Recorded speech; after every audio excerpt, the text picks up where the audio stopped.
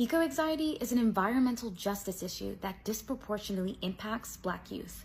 Let's talk about it. According to the American Psychological Association, eco-anxiety is defined as a chronic fear of environmental doom, and that may include feelings of worry, guilt, shame, despair, and even hope. However, just as the climate crisis doesn't impact people and communities the same, neither does eco-anxiety. When we fully understand the relationship between social determinants of mental health and climate change, we begin to understand that the nature of a person's eco-anxiety is also informed by systemic factors that exacerbate the ways that it's felt and addressed. Communities of color, and particularly Black ones, are more vulnerable than white ones to sea level rise, wildfire, and heat waves linked to climate change. Black youth are more likely to reside in hotter regions that trap and radiate heat, have the highest asthma rates in the country, and are increasingly more likely to experience mental health illness, all while having fewer avenues to really access often life-saving resources, whether it be access to affordable healthcare or access to green space like tree canopy cover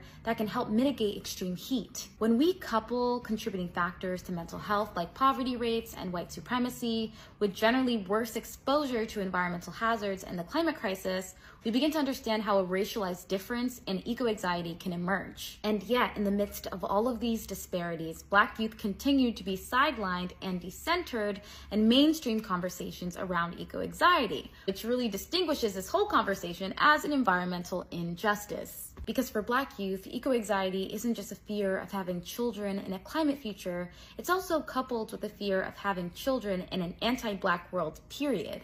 In a world already failing to address a Black maternal health crisis, let alone a climate crisis.